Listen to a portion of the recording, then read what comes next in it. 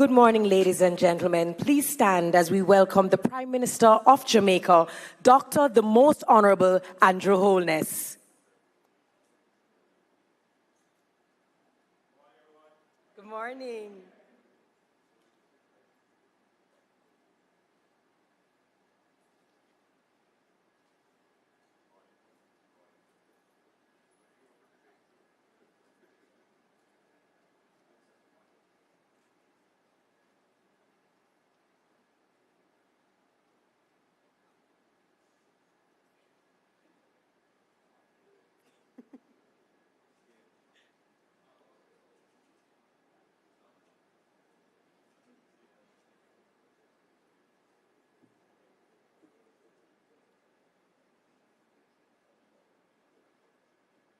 Please remain standing for the playing of the national anthem.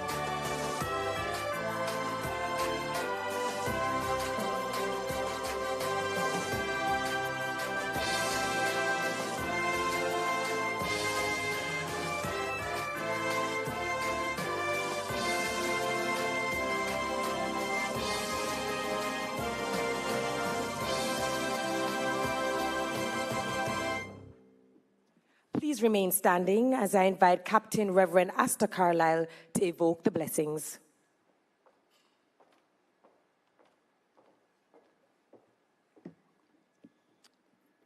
Let us pray. Eternal God, giver and sustainer of life, it is in you and for you that everything exists. On this day in this place, we join with all creation in marveling at your providential grace. We thank you for the knitwork and the network of our Caribbean nation states, and for the various expressions of thought and action that make for a sustainable future. In particular, we thank you for the Caribbean Poultry Association and all their stakeholders and partners, and ask your continued blessings upon their endeavors. As they meet over these 3 days, grant them the light of your insight, boldness to venture into the vast arena of possibilities, and compassion to ensure the well-being of all humanity. Since nothing of eternal worth can be accomplished without you, hallow this gathering with your presence, that through our serving and our living, your kingdom will come, and your will indeed be done on earth as it is in heaven, for Christ's sake. Amen. Amen and amen. Thank you. Please be seated. Dr. the Most Honorable Andrew Holness, Prime Minister of Jamaica, Mark Golding, Opposition Leader, Honorable Floyd Green, Minister of Agriculture, Fisheries and Mining, Senator the Honorable Albin Hill, Minister of Industry, Investment and Commerce, Mr. Hamand Mahabir, Chairman of the Caribbean Poultry Association, and members of the CPA Board of Directors representing Barbados, Belize, Trinidad and Tobago, Guyana, Suriname, and Jamaica. And of course, we would like to acknowledge from CPA Jamaica, Mr. Christopher Levy of JB and Mr. Matthew Lynn of CB. Dr. Dayton Campbell, Member of Parliament and Opposition Spokesman for Agriculture and Rural Development, members of the Diplomatic Corps, Ambassador David Prendergast, Director, Sectoral Programs, Directorate of Economic Integration, Innovation and Development, CARICOM Secretariat, Miss Nissa Surajbali, Executive Director, Caribbean Poultry Association. To the Captain Reverend, thank you so very much. Heads of delegations of regional developmental agencies, visiting delegations and exhibitors from North America, Europe, and the Latin American and Caribbean region, representatives of the public and private sector, sponsors, poultry industry stakeholders, our gold sponsors, WinCorp and TRO, our speakers, moderators, specially invited guests, friends of the media all, good morning, good evening, buenos dias, bom dia, or as Jamaicans would say, wagwan. That's it? No, man, no, man, no, man. I know the protocol list was a little bit robust, so let us show of hands who had tea this morning. Show of hands who had tea. Show of hands who had coffee. Show of hands who had a little bit of rum and spirits. This is a safe space. We will not judge you. We know, okay, so I saw one hand. You are an honest fellow. We know it's very early. Some of you might have just arrived yesterday from your countries, but we have a lot to be excited for. And let me see if after I lay out my game plan, you will be excited as I am. Deal? Deal? Number one, CPA is celebrating how many years? 25 years, and that does not come by coincidence or happenstance or luck. This is because there were people who worked intentionally and purposely to serve community, and I think that is something we should be excited about. We're still warming up. We're still warming up. We are here because we acknowledge, we respect, we support, and we love everyone who is a part of the value chain when we talk about agriculture. From our veterinarians to our technicians, our technologists, our nutritionists, our farmers, everyone who is working to innovate and transform the agricultural sector, we salute our hats to you, and for that we are excited.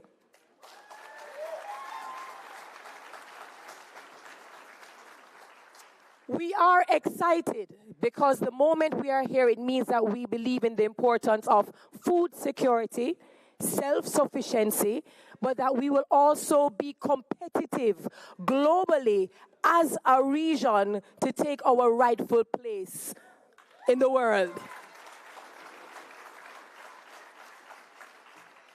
And if I have not yet convinced you, I made sure that I sourced a blouse that would make me look like a yard fowl. This is what commitment and dedication looks like, ladies and gentlemen. So with that said, ladies and gentlemen, good morning and welcome to the Caribbean Poultry Association's 8th International Technical Symposium and Exhibition.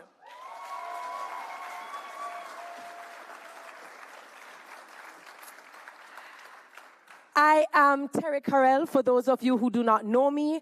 I hail from the beautiful island of Jamaica, and I am pleased to serve you in the capacity of host and for being your resident fowl.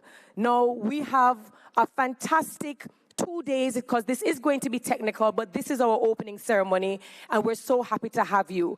How many people are visiting Jamaica for the first time? Can we give them a lovely bonononous welcome? To the people who are visiting our islands, our shores for the very first time, welcome to the land of wood and water. Welcome to the land where you will find the fastest man and woman alive.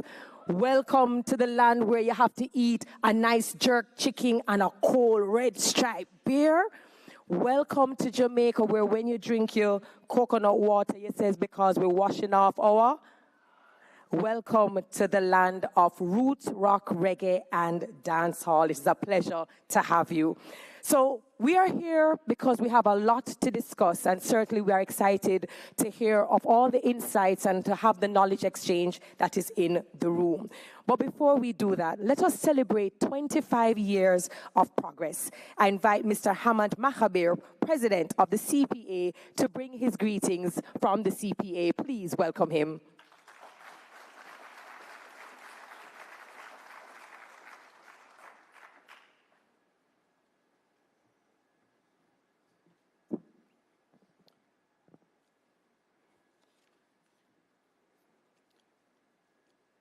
Dr.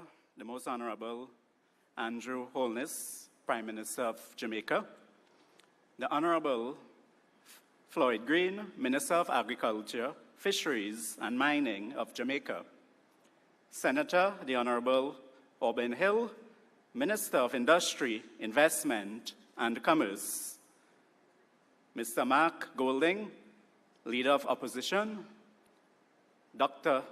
Dayton Campbell, Opposition Shadow Minister for Agriculture and Rural Development, Ambassador David Prendergast, Director, Sectoral Programs at the CARICOM Secretariat, members of the Diplomatic Corps, representatives of regional institutions of CARICOM and international developmental partners, officials of ministries and agencies of the Government of Jamaica, Executive Director, directors and members of the Caribbean Poultry Association, distinguished founding members, past presidents, and past directors of the Caribbean Poultry Association, representatives of national, regional, and international business partners and service providers of the Caribbean Poultry Association, sponsors and presenters, dedicated and committed poultry farmers, delegates, ladies and gentlemen. Greetings and a warm welcome to the 8th International Technical Symposium and Exhibition, proudly hosted by the Caribbean Poultry Association, the CPA, an institution that has played a pivotal role in advancing food security, economic development, and agricultural resilience throughout the Caribbean region. It is truly an honor to stand before you today as we celebrate a momentous occasion, the 25th anniversary of the CPA.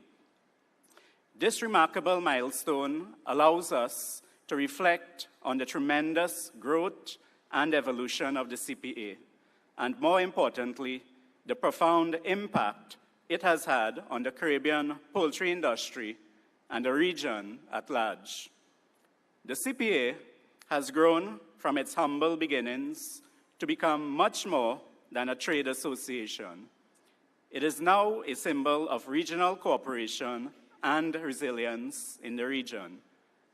The CPA has demonstrated time and again the strength of our collective efforts when we unite around shared goals, confronting challenges together and striving for excellence.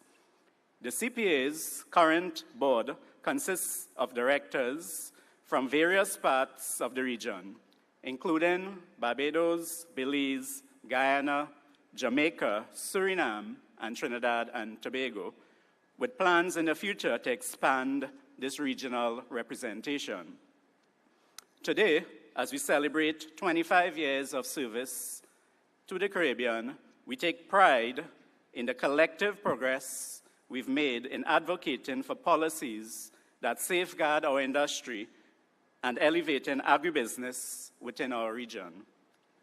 Our theme for this landmark occasion, Beyond Farming, the True Impact of Poultry, is especially fitting.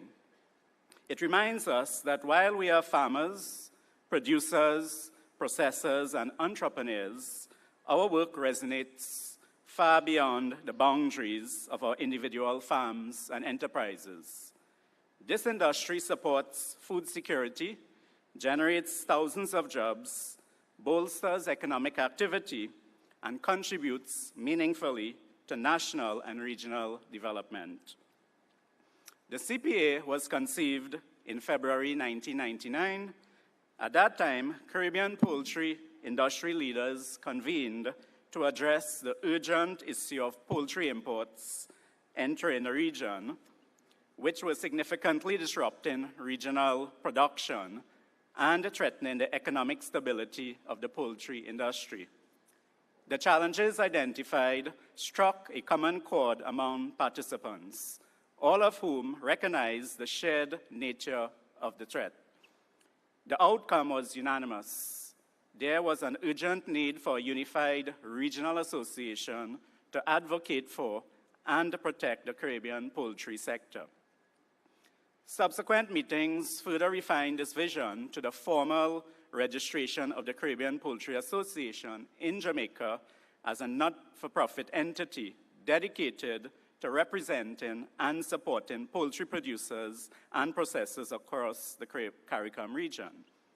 Since its formation, the CPA has continually championed the interests of its members through advocacy, research, capacity building, and active engagement with governments and intergovernmental organizations. The association has played a key role in shaping policies on trade, food safety, and agricultural health standards. Today, the CPA's mandate remains as critical as ever. It is focused on achieving regional self-sufficiency in meat and egg production, replacing extra-regional imports with local output, and supporting the expansion of value-added products. The CPA is guided by the following watchwords as it charts its strategic direction: one industry, one Caribbean, one voice. These simple but profound words reflect the belief that the Caribbean success in the poultry industry is neither the responsibility of one nation nor one enterprise, but the collective effort of all. Whether it's our involvement in trade negotiations, managing industry health crises, or responding to emerging global trends, we are strongest when we stand united. The challenges we face are shared, and so too must be our solutions. As we celebrate this 25th anniversary, we mark a significant milestone that gives us a moment to pause and reflect on the tremendous progress we have achieved and the successes we've realized. Our archives include a 2001 study commissioned by the CPA and conducted by a consulting team to evaluate the competitiveness of the Caribbean poultry industry. It provided valuable insights into the significant role the poultry industry plays in food and nutrition security, job creation, and economic development. The study also highlighted a critical point that nations seeking to export to the Caribbean continued to provide substantial support to their poultry industries, which made it increasingly difficult for our local industry to compete.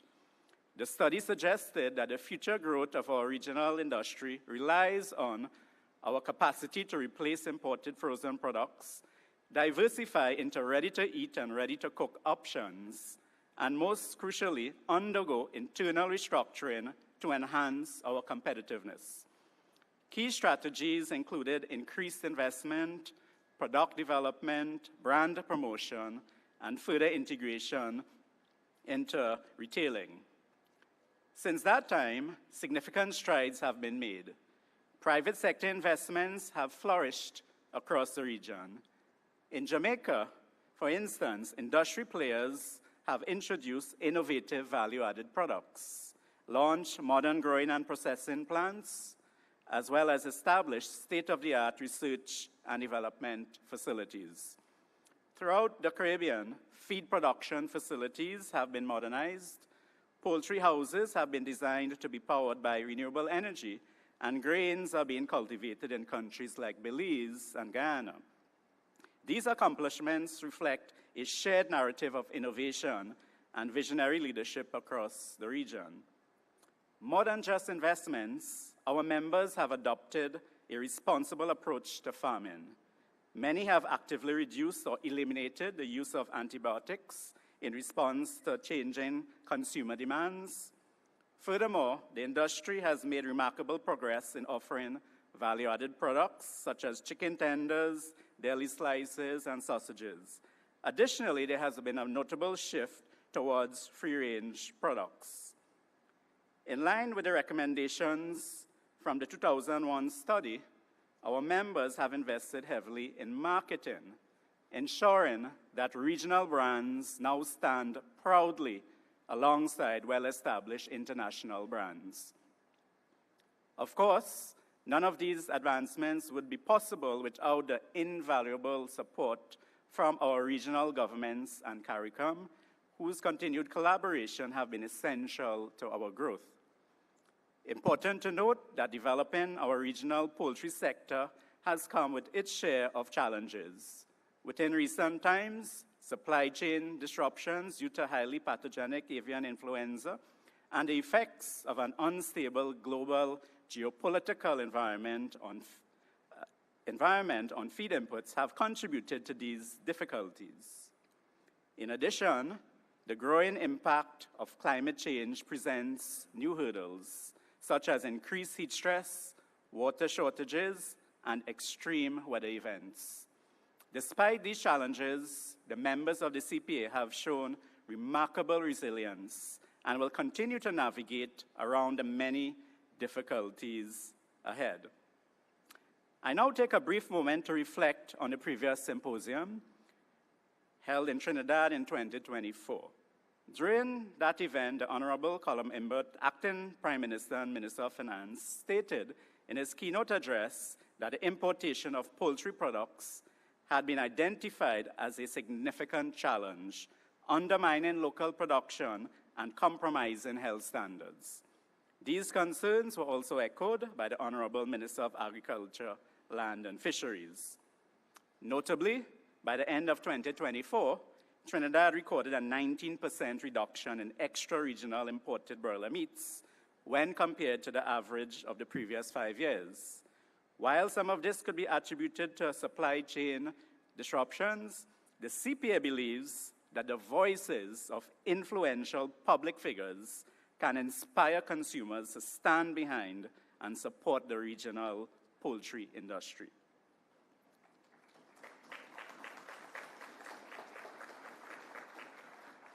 That being said, the CPA acknowledges the need for evidence-based data to evaluate the true value of the poultry industry within the region. To this end, the CPA commissioned an extensive socio-economic impact study focused on the poultry industry in Jamaica. This research, conducted by Ernst & Young, examined a range of critical areas, including employment generation, technological advancement, investments in renewable energy, and the sector's integration with other industries. The detailed findings of this study will be presented today during the first session of the symposium. The impact of the poultry industry extends far beyond primary production. It serves as a catalyst for substantial indirect employment and income generation through its extensive linkages with a diverse array of economic sectors, such as the food service, transportation, printing, packaging, advertising, and financial services, just to name a few. This interconnected ecosystem generates significant economic value and fosters opportunities across multiple industries. Looking ahead, the CPA is committed to broadening the scope of this research to encompass the wider Caribbean region. Such an initiative will face a deeper understanding of the poultry industry's role in advancing regional socio-economic development. The continuation of this work will ensure that stakeholders have access to timely and accurate insights regarding the sector's contribution at both national and regional levels. It is also imperative to highlight the critical support provided by CPA members to the micro, small, and medium-sized poultry producers across the region. Through the provision of essential inputs, including chicks, feed, and technical assistance, the CPA team has consistently worked to strengthen the capacity of these producers, recognizing their foundational role in the sector's sustainability and growth.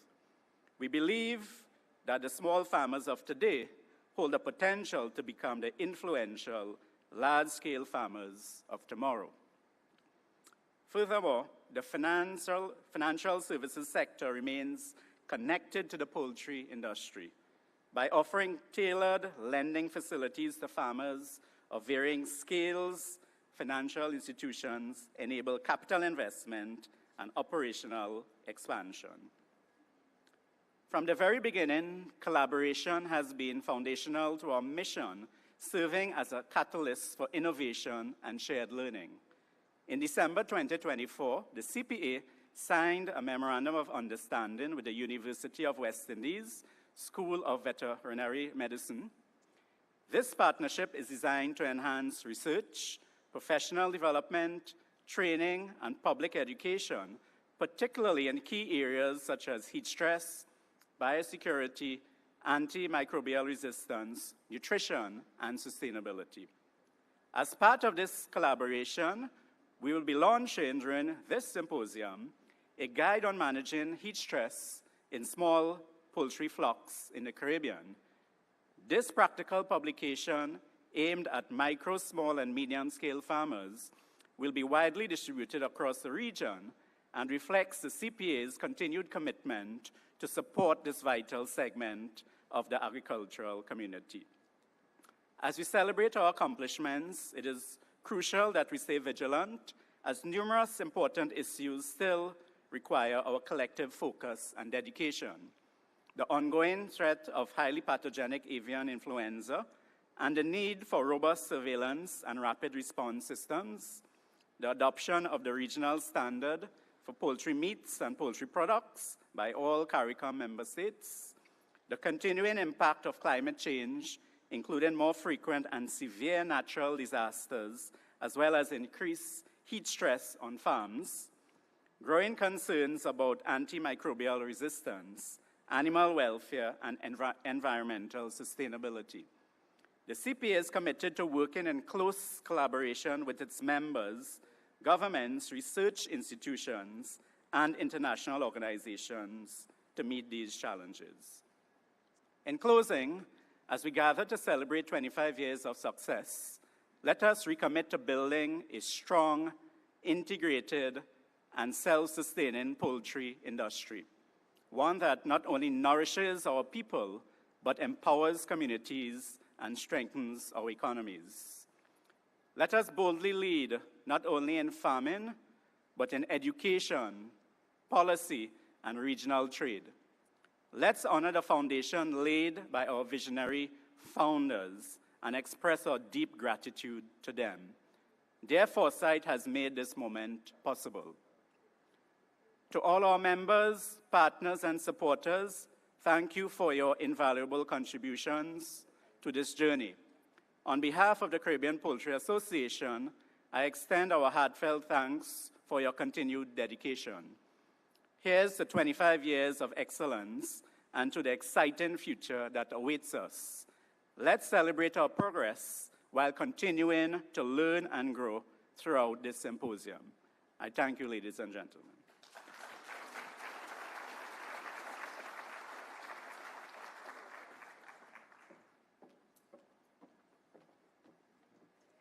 I think we can do a much better job in celebrating 25 years with the CPA. Thank you so very much, Mr. Mahabir, for reminding us that the work that you do is about the livelihood of people, community, and that there is priority around diversification, sustainability, food security and safety, and agricultural resilience. When everybody works together, everyone collaborates, then it's a win for the industry, a win for your nation, and a win for the region. Congratulations on the publication of your booklet as well. We now move to the address by the CARICOM Secretariat. We'd like to welcome Ambassador David Prendergast, Director, Sectoral Programs, Directorate of Economic Integration, Innovation, and Development, to the stage. Please make him welcome.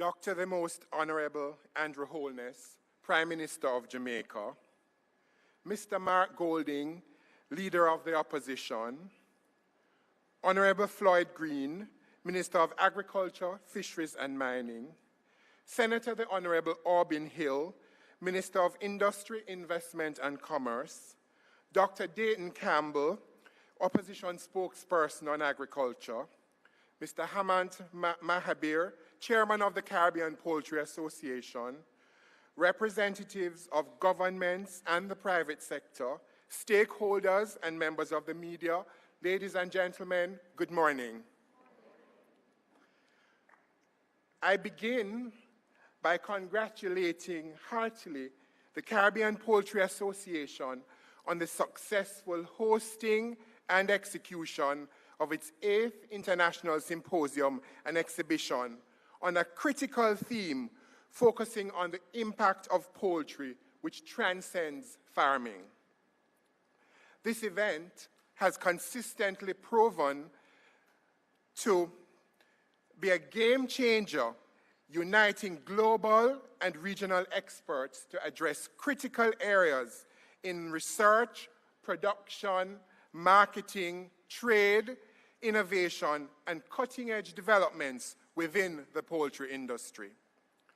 I also convey special greetings from CARICOM Secretary General, Dr. Carla Barnett, who sends her best wishes for a successful symposium and celebrates with you the significant milestone of 25 years of the CPA's strong and dedicated advocacy for the region's poultry sector since 1999.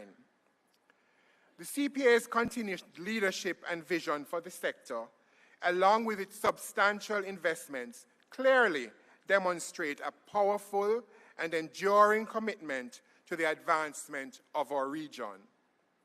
We also express our appreciation to the government and people of Jamaica for the kind hospitality. Of course, the warmth and vibrant spirit of this blessed island is alive and well.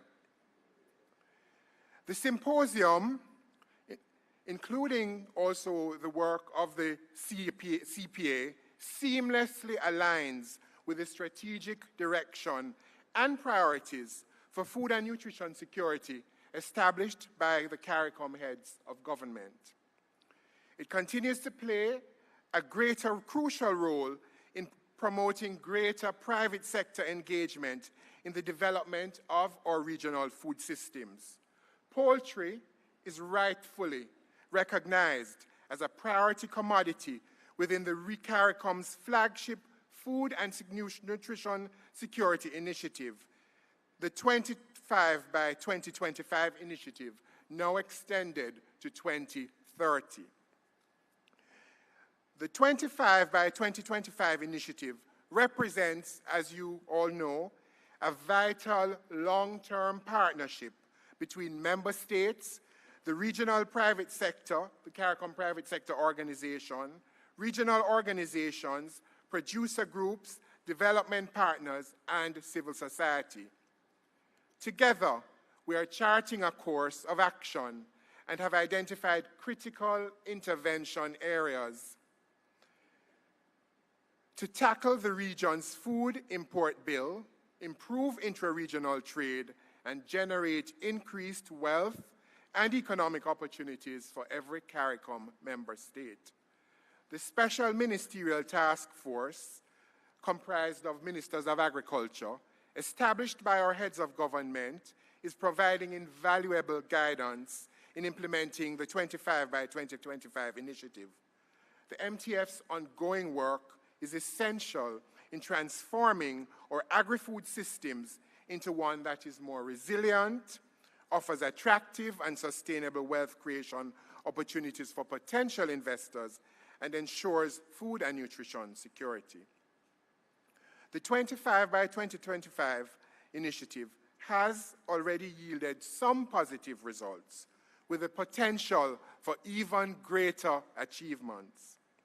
The MTF has made some progress in fulfilling its mandate, which is critical in assisting the reduction of trade barriers that have been hindering intra-regional trade in agricultural products. Key advancements include the approval and implementation of the trade policy for animal and animal products, the regional agricultural health and food safety policy, sanitary and phytosanitary guidelines for trade in 19 special agricultural commodities, and the alternate SPS dispute settlement mechanism.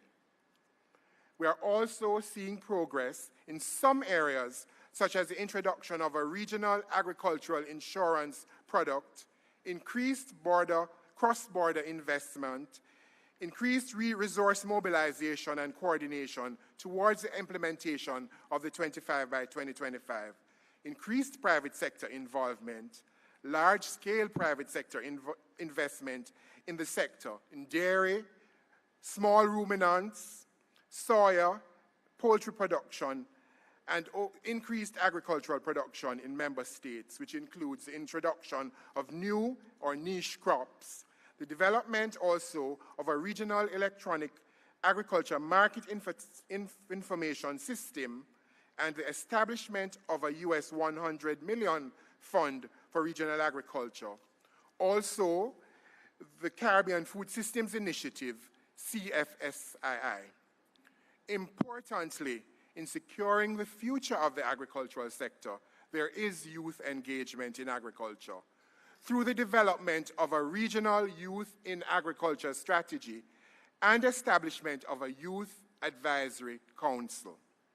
These initiatives, along with the introduction of new technologies, technical assistance programs, enhanced alignment among development partners, investments in cold storage and greenhouse technology, are collectively propelling us towards greater food and nutrition security. This symposium that we're here at today underscores the fundamental importance, and this can't be overemphasized, of the poultry industry to our region. Poultry is without question the most consumed meat in all CARICOM countries, accounting for over 75% of total meat consumption. The industry... Do you want me to repeat that? Poultry is without question the most consumed meat in all CARICOM countries, accounting for over 75% of total meat consumption. The industry's role is absolutely critical in strengthening regional food security, driving economic development, creating employment, fostering intra-regional trade, and stimulating investment in the agricultural sector. We believe that the private sector, led by organizations like the CPA, must be at the forefront of this effort. The region's role is to provide a conducive ecosystem that fosters and encourages economic growth and development, as well as developing policies and programs that promote increased intra-regional trade in poultry, and this will in turn stimulate essential cross-border investment and production. As I said before, we are actively seeking to implement the regional trade in animals and animal products, and we are anticipating also that the Council for Trade and Economic Development will approve a pre-clearance mechanism and framework from which the sector will benefit. We are also keenly aware of the challenges that remain: increasing risks from avian flu, as the chairman said, climate concerns, and the ever-present threat of natural disasters, high feed costs, limitations in cold chain and processing infrastructure, and some non-tariff barriers. We must redouble our collective efforts to overcome and address these challenges. We believe also that once this pre-clearance mechanism is in place, it will be a game changer and significantly enhance competitiveness and improve the ease of doing business throughout the region. As we look towards the future, we see tremendous opportunities. An estimated US $300 million by 2022 figures untapped market exists within our region for poultry and hatching eggs. And it is imperative that we seize this opportunity. And within the context of the revised Treaty of Chaguaramas, there is a framework for, as you know, our intra-regional trade. I urge and I challenge you to move the needle further to advance our region's effort to develop our food systems. This symposium presents an opportunity to focus on the following. 1, focused South-South and intra-regional cooperation and knowledge exchange. 2, increased border investments. 3, technical exchange programs. 4, innovation and technology development programs. 5, targeted demand-driven research and development. 6, improvements in transportation and logistics. And finally, proactive regional investment promotion. In closing, I wish you a productive and results-oriented symposium and look forward to the valuable presentations and the exploration of new investment opportunities that will take place over the next 3 days, which will fundamentally increase and propel the impact of poultry beyond farming and will shape the future of the region's poultry industry. Thank you.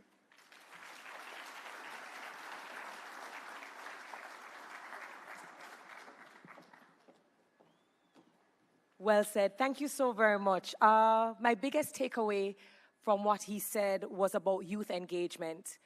For those of you who do not know, the reason why this is actually very meaningful to me is in 2007, I graduated as a veterinarian, and I studied in Cuba. ¿Dónde están los hispanohablantes?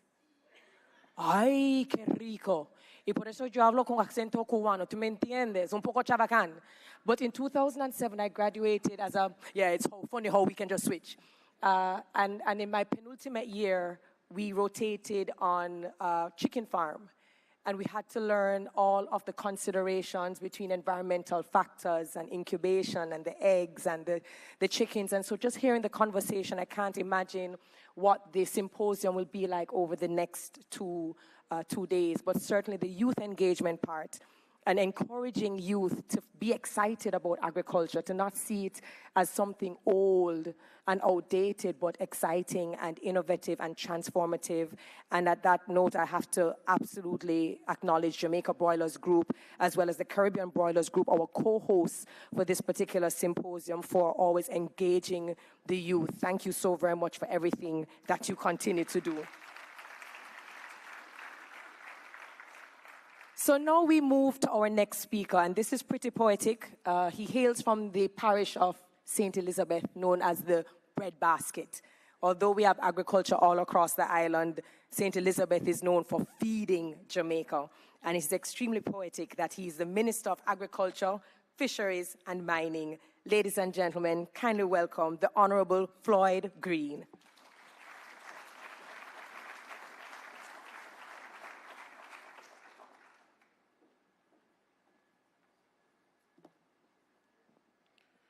Prime Minister, Dr. the Most Honorable Andrew Holness, our Leader of the Opposition, Mr. Mark Golding, Minister Aubin Hill, our Business Minister, Ambassador David Prendergast from the CARICOM Secretariat, other special invited guests, of course, the President of the Caribbean Poultry Association, Mr. Hamnat Mahabir, Captain Reverend Asta Carlisle, Dr. Campbell, Opposition Spokesperson, members of the ministry and our agencies, members of the media, specially invited guests, farmers, stakeholders, ladies and gentlemen.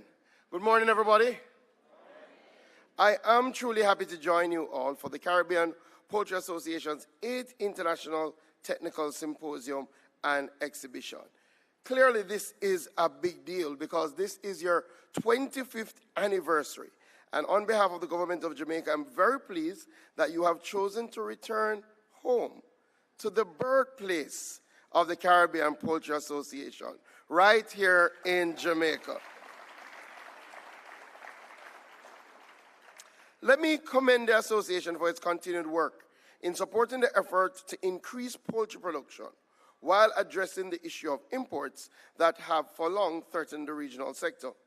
I want to congratulate you, President, on your recent signing of your MOU with the University of the West Indies School of Veterinary Medicine, which will see collaboration and cooperation in various areas, including research, professional development programs, training, public education, student internships, and as you have said, we'll actually see you launching today, not today, at this technical workshop, a booklet for small farmers as to how they can treat with heat stress. You have heard it time and time again, and clearly I will reiterate it, because the poultry sector is one of the most valuable sectors in the world. And in the context of Jamaica, we have over 75,000 registered broiler farmers, most of whom are actually women and youth. And this is in accordance with a RADA database. But to be honest, that just tells part of our story. Because in relation to jobs, our poultry sector employs over 392,000 persons here in Jamaica. Contributes about 8% to our agricultural and manufacturing GDP numbers. And over the last 10 years, we have seen a 40% growth in our production numbers. In 2023, Jamaica produced 137 million kilograms of poultry. I think that deserves a big round of applause. And as such, we continue to ensure that the policies align with growing the sector. In fact, we recently launched our Project Feed initiative, which is feeding the economy through empowerment and development to help develop and support women and youth farmers in poultry. This is because we have seen how poultry enables our women and our youth to create sustainable and predictable outcomes, such as a fixed daily output with eggs and predictable investment returns in 6 weeks for our broiler production. In a global context, poultry consumption is expected to increase by 3% in 2025, largely due to its sustainability and its affordability. It is no surprise, therefore, that the poultry sector is projected to have a market value of US $400 billion by 2032. This, again, can be attributed to the fact that, as we all know, poultry remains very affordable and accessible. And for Jamaica, it is the most affordable and accessible animal protein and accounts for over 41% of the animal protein consumed by Jamaicans, with chicken being the most widely consumed meat in Jamaica. Fortunately, we're about 90% self-sufficient in poultry production. And in relation to eggs, we are over 100% self-sufficient in eggs. Save and except when we have our weather challenges. But the good news is that looking at the figures, the rebound is happening in a real way. We are also seeing growing investment in value added, ready-to-cook meats, processed nuggets, and expansion in our domestic market offerings. However, the sector is not without challenges. Climate change continues to impact agriculture as a whole. And I must pause to commend our poultry farmers, not just for their resilience, but also for their action in employing and embracing climate-smart practices. Most of our poultry farmers now, big or small, are embracing rainwater harvesting, energy-efficient housing, and heat stress management. Additionally, the sector is increasingly adopting automated feeding systems, temperature control housing, and digital monitoring tools, making it not only climate resilient, but also one of the most technologically advanced livestock subsectors. I think you should give yourselves a round of applause. Beyond that, though, one of the sector's most significant challenges is the threat of highly pathogenic avian influenza, commonly called bird flu, a deadly virus found in poultry, other animals, and humans. It is present in several regions of the world, including the Americas. It moves across borders silently, often carried by migratory birds, and can be introduced through contaminated feed, equipment, clothing, or improperly declared imports.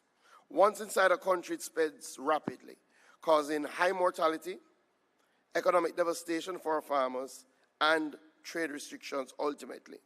To put this into perspective, we have established that poultry is not only the largest source of animal protein for the Jamaican people, but it also supports the livelihood of thousands of people. Our small backyard growers account for 40% of our total production. And then we have large-scale producers, feed suppliers, distributors. Therefore, a single case of bird flu would threaten it all. In response, the Ministry of Agriculture, Fisheries and Mining, through our Veterinary Services Division, is taking a prevention is better than cure approach. As such, our national approach can be summed up in one word: exclusion. This means that our main focus is to prevent the virus from entering Jamaica in the first place. This approach of prevention, ladies and gentlemen, is more cost-effective, humane, and far more sustainable than trying to contain an outbreak after the fact. Hence, to achieve this, we're reinforcing a multi-layer strategy that we believe the entire region has to focus on: enhance border protection, strengthening veterinary surveillance at ports of entry, and increasing screening of high-risk imports, including poultry products, live birds, and feed materials. We are engaging customs and border security personnel in specialized training around this fact. 2, wild bird monitoring. We do live along a migratory path of several bird species, and as such, our Veterinary Services Division, in collaboration with our international partners, are conducting ongoing surveillance of wild bird populations, particularly in wetland and coastal areas. 3, robust on-farm biosecurity. We're working closely with our poultry producers, large and small, to ensure strict biosecurity practices. This includes controlled farm access, disinfection procedures, proper disposal of waste and dead birds, and regularly health monitoring. Public awareness and education. We cannot overemphasize the role of public vigilance.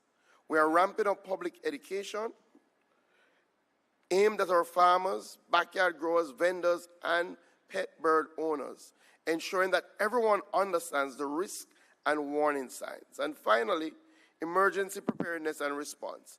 In the unlikely event that bird flu is detected, we must be ready. All of us must have our contingency plans, including rapid response teams, quarantine protocols, and disease containment strategies, which for us at the ministry are being regularly updated.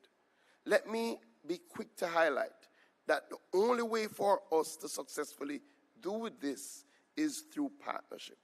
And that's why we're happy that the CPA is here back in Jamaica this year. This will take each stakeholder, farmer, industry leader, veterinary professional, exporter, consumer, taking personal responsibility in this regional effort. We all must report suspicious illnesses, follow biosecurity guidelines, and be alert and proactive. We recognize the importance of international collaboration, and that's why we continue to work with CARICOM, the FAO, the World Health Organization, and all our bilateral partners to stay informed and equipped to ensure that we prevent. The government of Jamaica, through the Ministry of Agriculture, Veterinary Services Division, and RADA, are providing support in the form of training workshops and technical guidance. We're also ramping up our public-private partnerships, and I want to publicly thank the Jamaica Broilers and Caribbean Broilers Group, who've been working with us at the ministry to ensure that we keep bird flu out. We're reviewing our import policies. We're improving our national laboratory capacity to respond swiftly to these emerging threats. This is critical because, as I started by saying, the poultry sector is a highly valuable asset. We have to continue to nurture it, to protect it, to ensure that it continues to grow. We have earmarked the poultry sector as part of our contribution to the regional effort to reduce our extra-regional imports by 25%. We know we can get this done through poultry. So here's to another 25 years. And we do hope that it won't take you 10 years to return to your home right here in Jamaica. Thank you.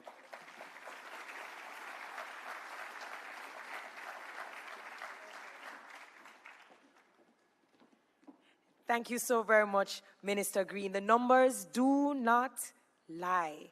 Thank you for reminding us the importance of inclusion when we speak about agriculture, the numbers of women and youth. That was fantastic. But also the fact that it's not just about economic growth, but also protecting our borders, being proactive rather than reactive. Thank you again and all the best. Self-sufficiency in eggs, things that make us absolutely proud of our industry and our hardworking ministers. So we take a quick entertainment break. I think it's something you'll absolutely enjoy. Our culture is identifiable worldwide, and this morning, Djembe Con, a cultural group out of Show Jam Promotions Company, has been representing as brand ambassadors locally, regionally, internationally. And over the last 5 years, they have done a fantastic job. So they're here to deliver a potpourri of our culture through drumming, dancing, and singing, all while bringing the spirit and energy of our cultural retentions. This is a celebration of Brand Jamaica. Ladies and gentlemen, Show Jam's Djembe Con Cultural Ensemble begins.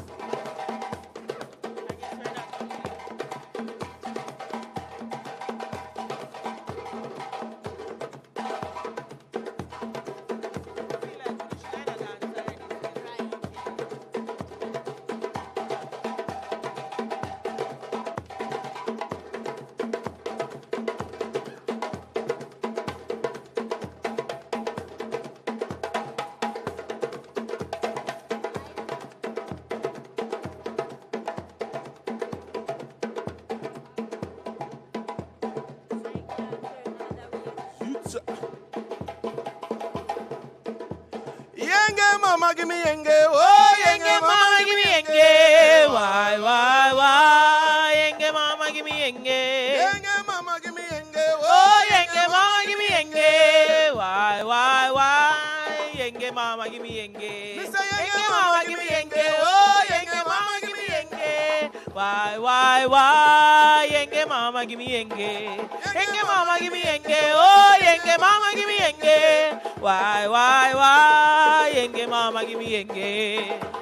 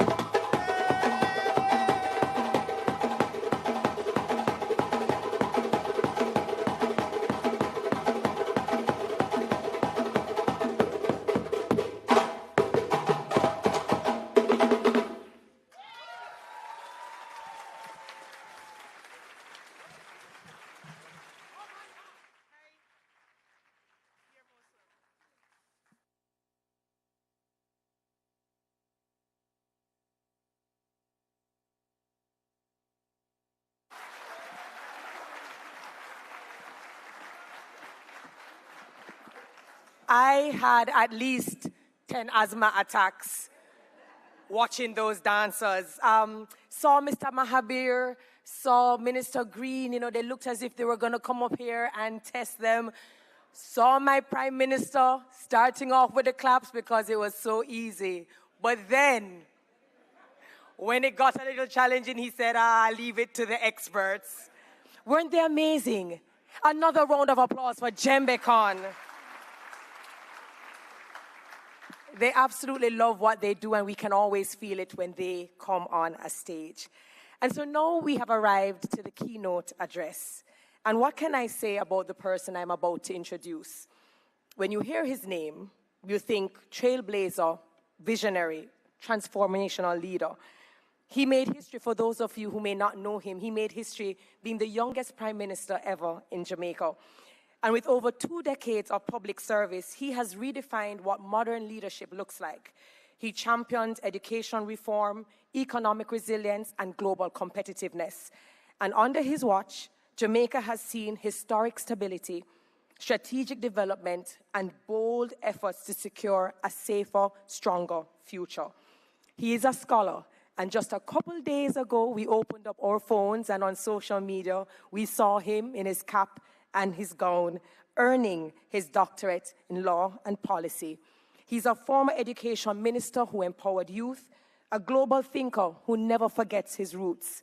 Ladies and gentlemen, I introduce to you our keynote speaker, husband, father, statesman, builder, servant of the people, Dr. the Most Honorable Andrew Holness, Prime Minister of Jamaica.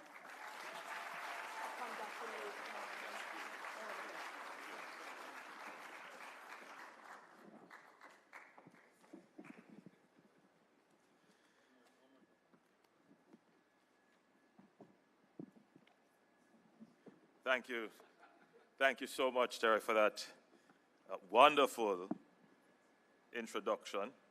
And thank you for the masterful mastery of the ceremony.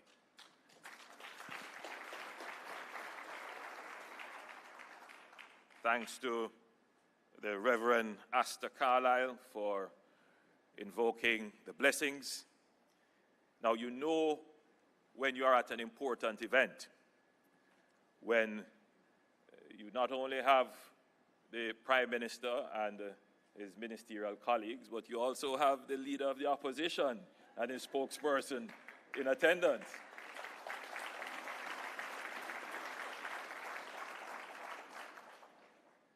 It could also be because it is that time of the political cycle. But, you know, it reaffirms your importance, you know, when we are all here. So allow me to acknowledge the leader of the opposition and my cabinet colleagues, the Honorable Floyd Green, our Minister of Agriculture, and of course, Senator the Honorable Aubin Hill, the Minister of Industry, Investment and Commerce. I had a good chat with Mr. Hamad Mahabir, Chairman of the Caribbean Poultry Association. Welcome to Jamaica, sir. I noticed you did not put up your hand when asked if this was your first visit, so I take it that you have been here many times before. Welcome home.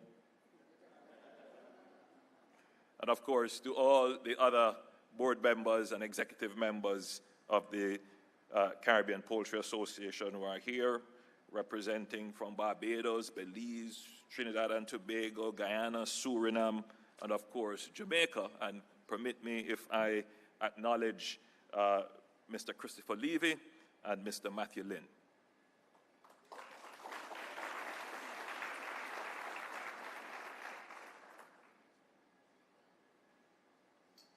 And of course, all the delegates who are here, welcome to Jamaica. We're very happy to be hosting the symposium this year.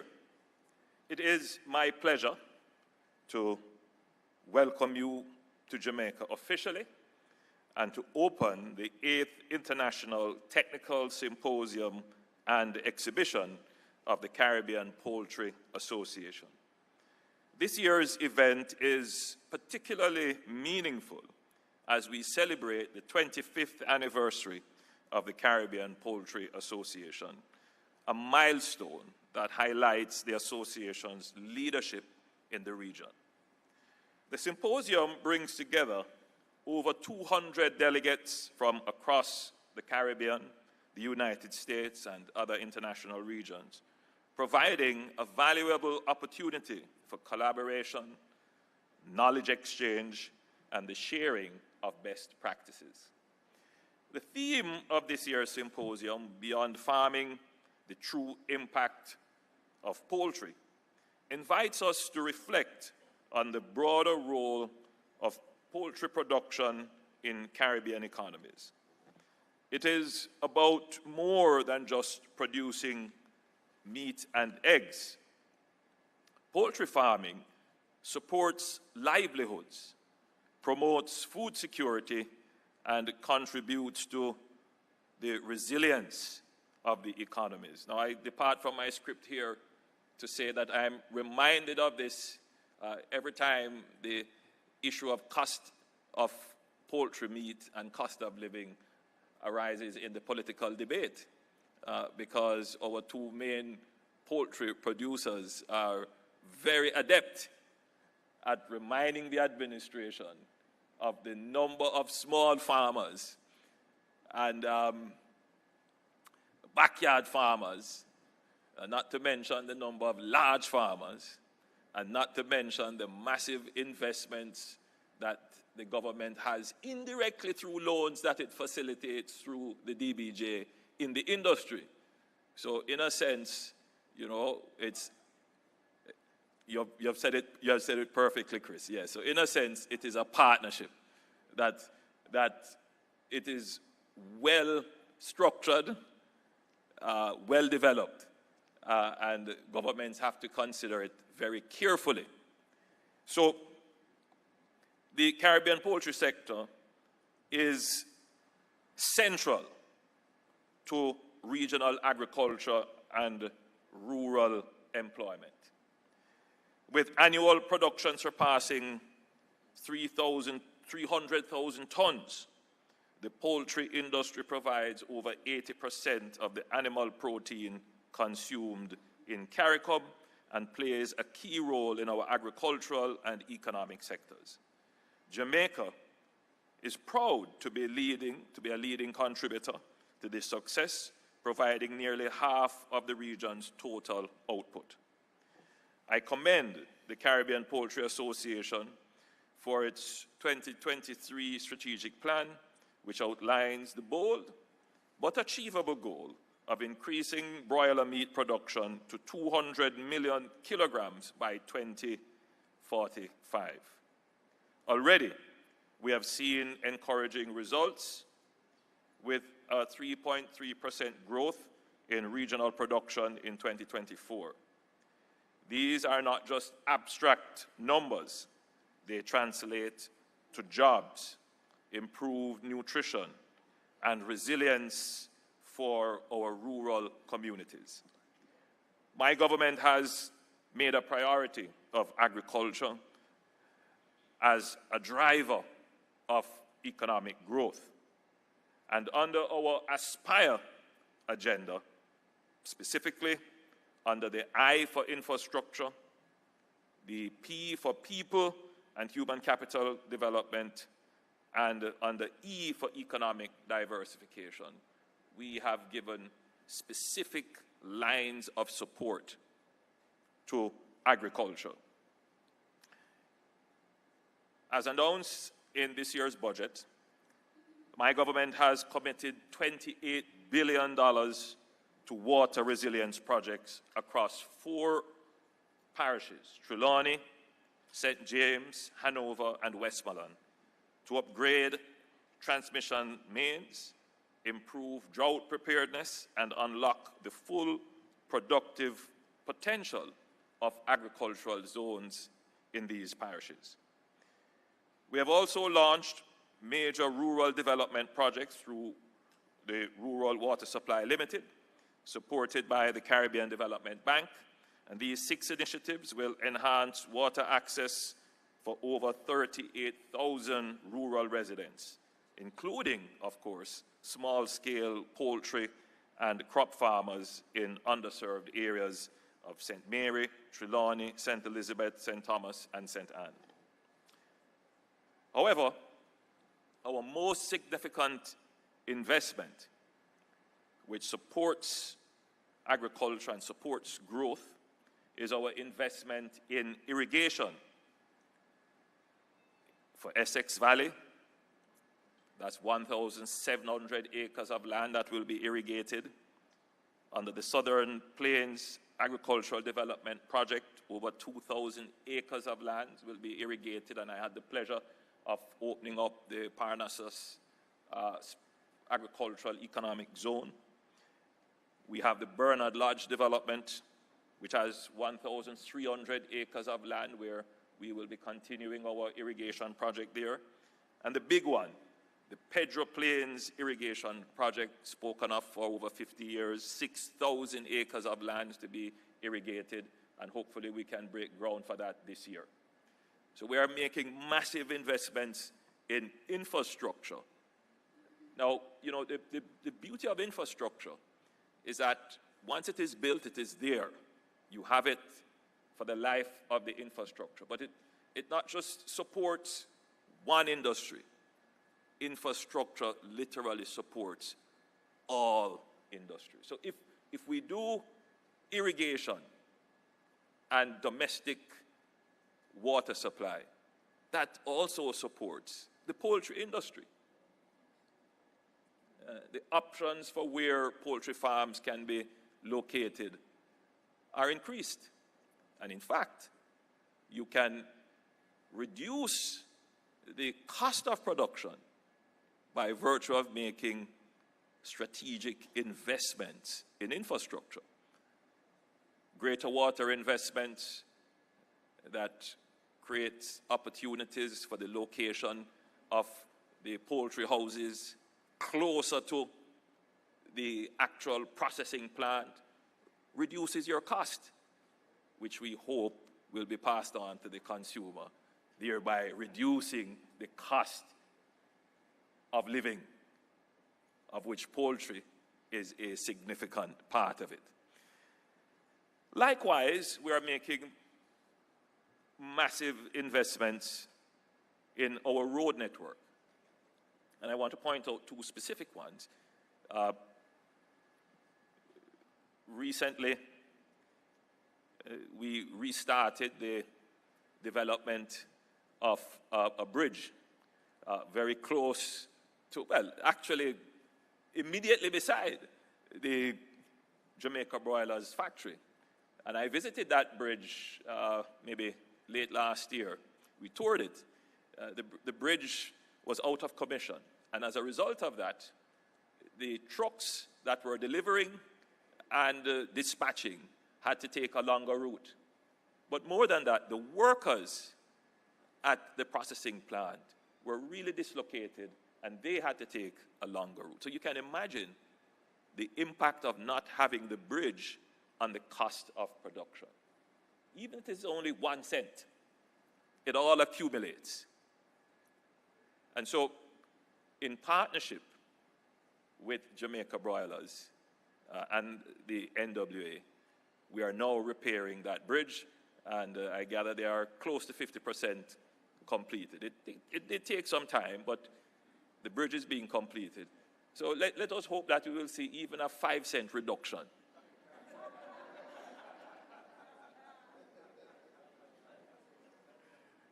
And recently, I went to another production facility, the newly constructed, is it the Nest? That's what it's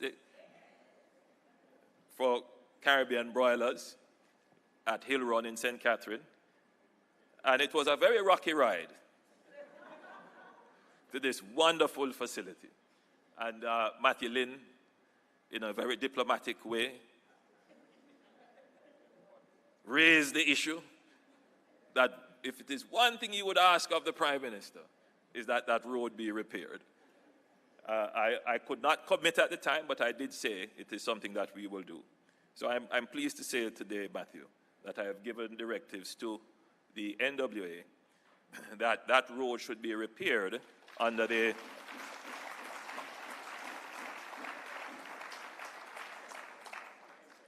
Yes, I'm coming to that part of it. So that road should be repaired under the national component of the Spark program.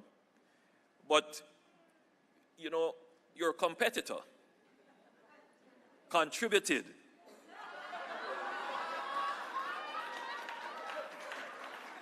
to the bridge. And so I know that you will better the contribution of your competitor to the road. So I've said to the NWA that they should contact you and work out a partnership to fix that road. And when that is done, I'm expecting a 10-cent reduction in the price of chicken meat.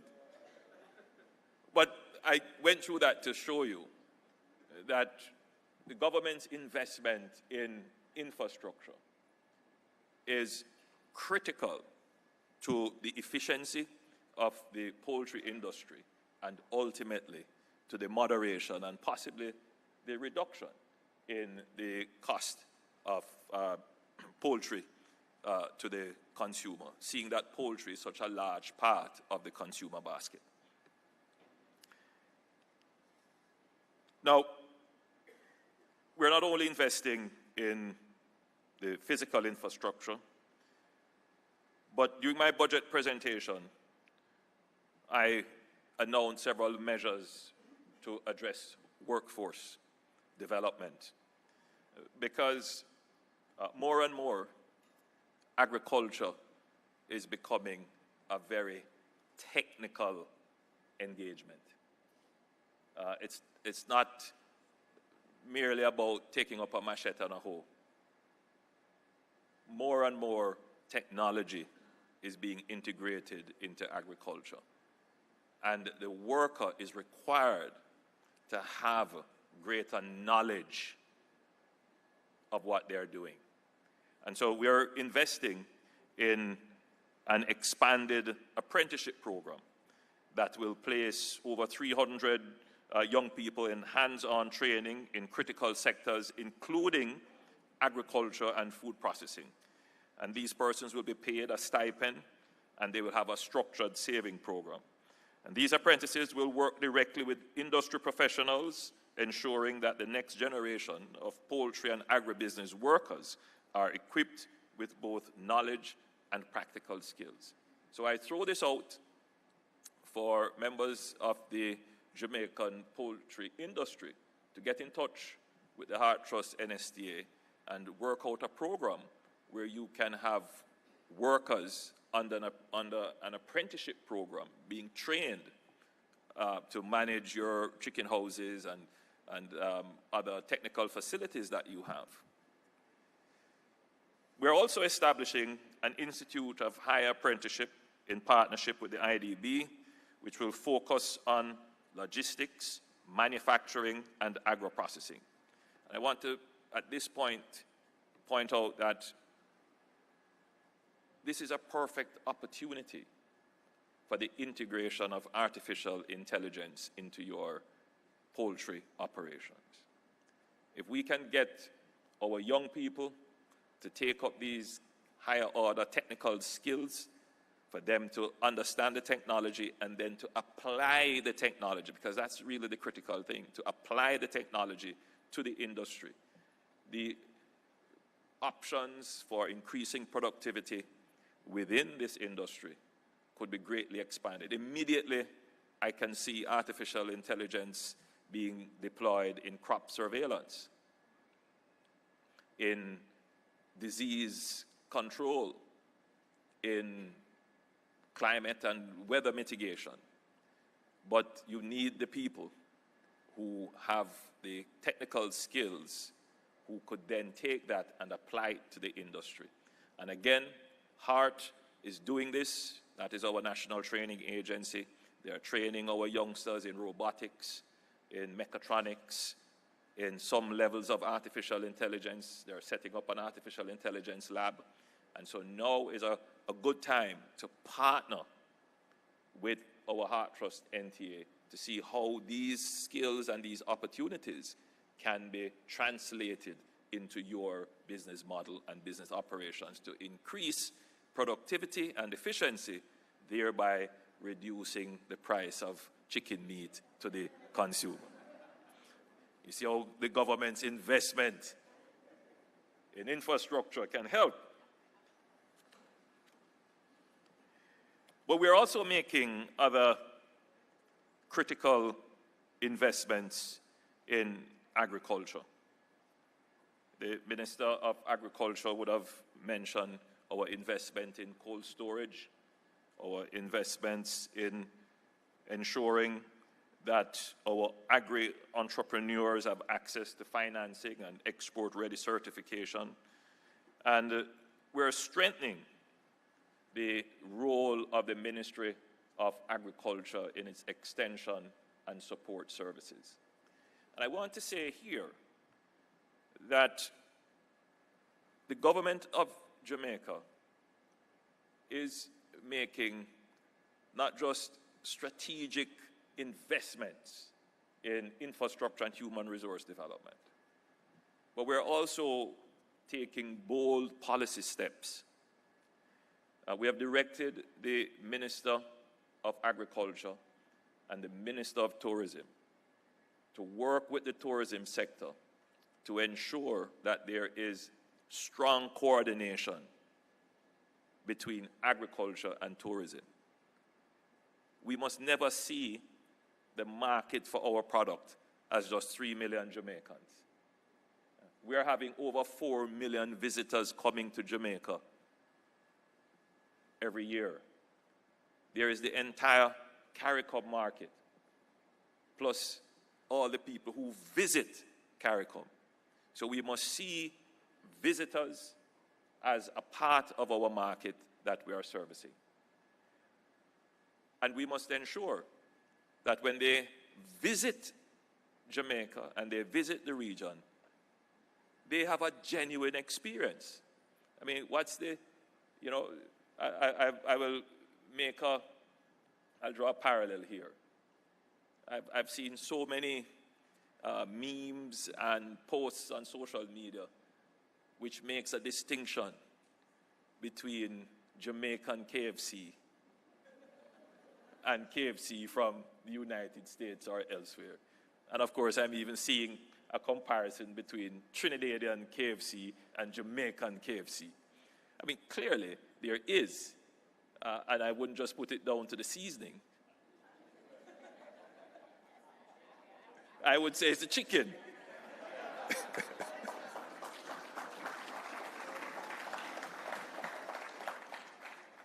So what's the benefit of, you know, coming to Jamaica and then you're eating an American chicken?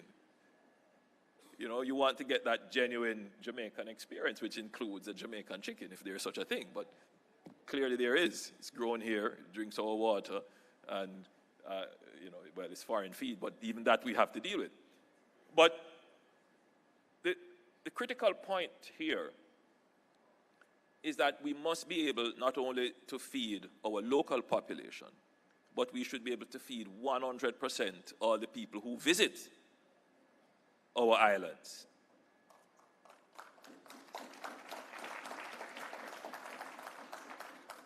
Now, the poultry industry, in my mind, has the best model for sustainable agriculture.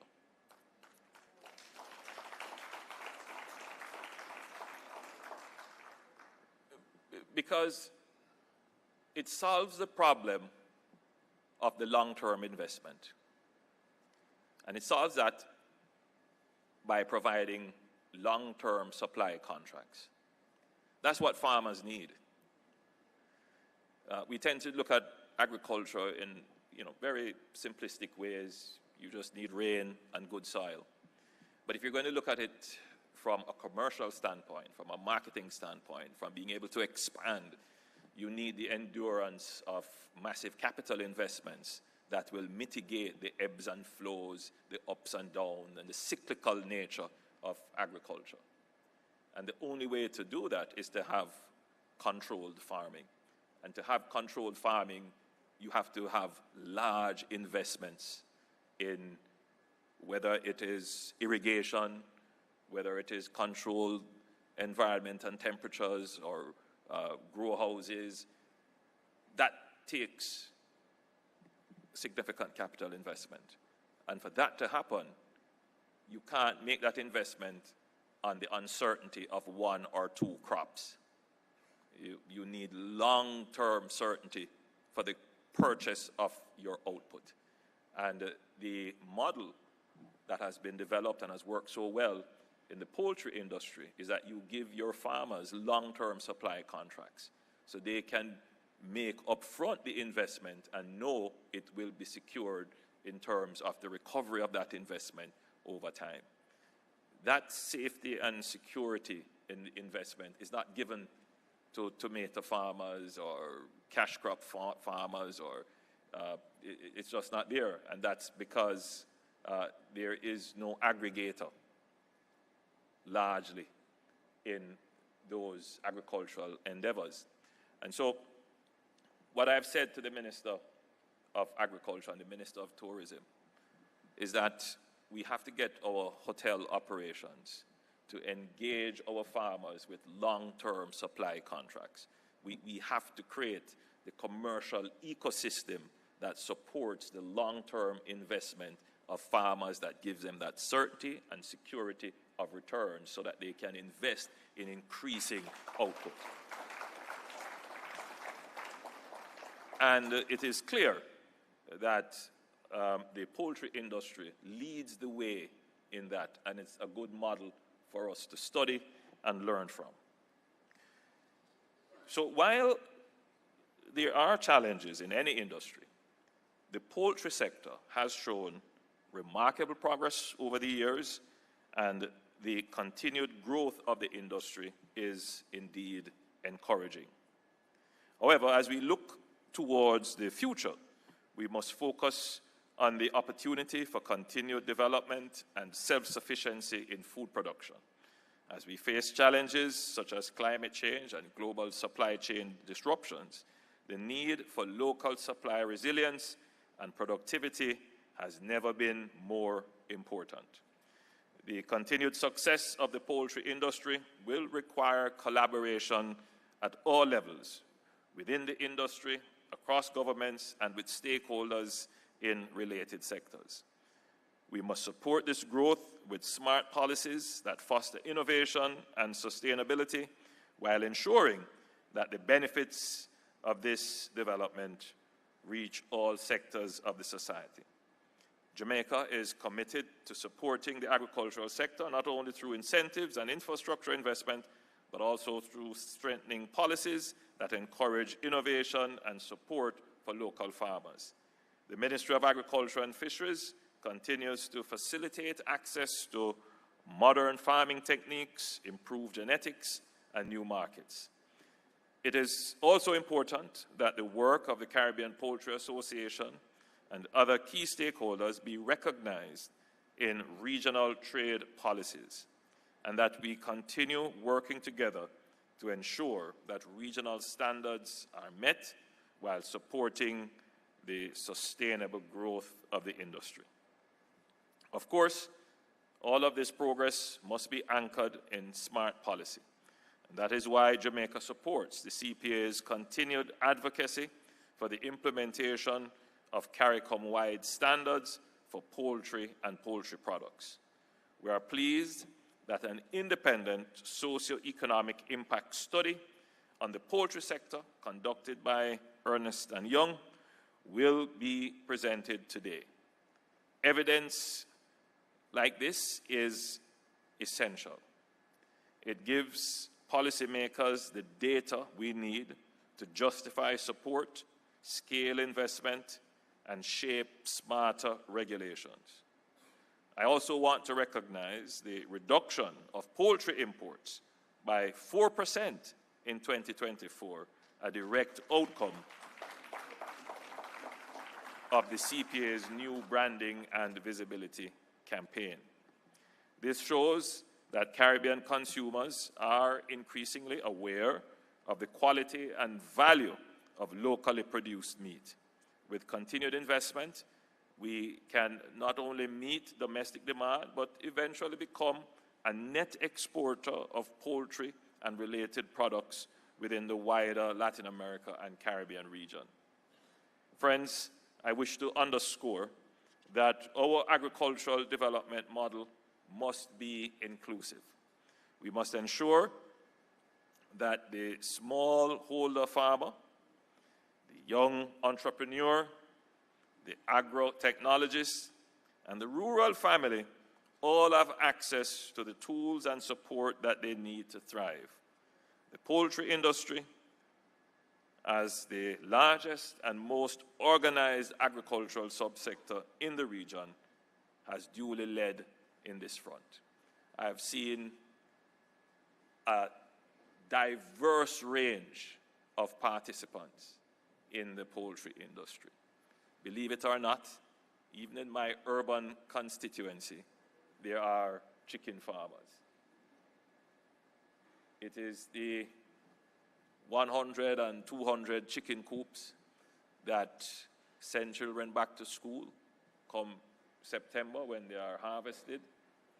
You know, it is the smallholder chicken farmer that supports the jerk chicken man in Ligani there and all over. So they play a really critical role. So I noticed that Chris is just nodding his head because I'm making his point. The next 25 years should be even more impactful than the last quarter of a century. As we mark this important anniversary of the Caribbean Poultry Association, I urge you to continue your collaborative efforts to build a modern, inclusive, and resilient food system. Once again, I thank you for your dedication and vision. Let us continue to move beyond farming to innovation and productivity.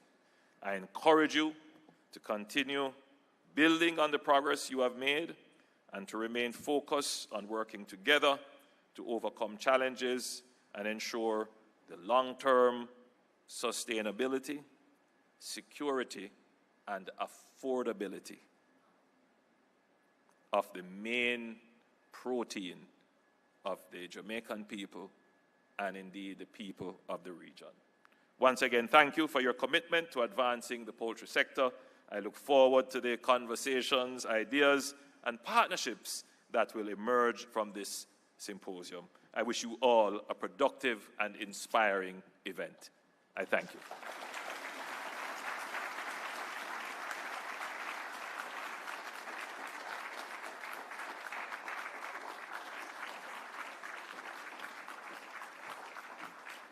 Thank you so very much, PM. Now, we know he has a very busy schedule, but just before we dive into our symposium, I'd like to invite President Mahabir, the Prime Minister, and all officials for a photo op right to the side, please. So this would be the Prime Minister, the President, Sir Mark Golding, Minister Green, Minister Hill, the CARICOM Secretariat, Dr. Dayton Campbell,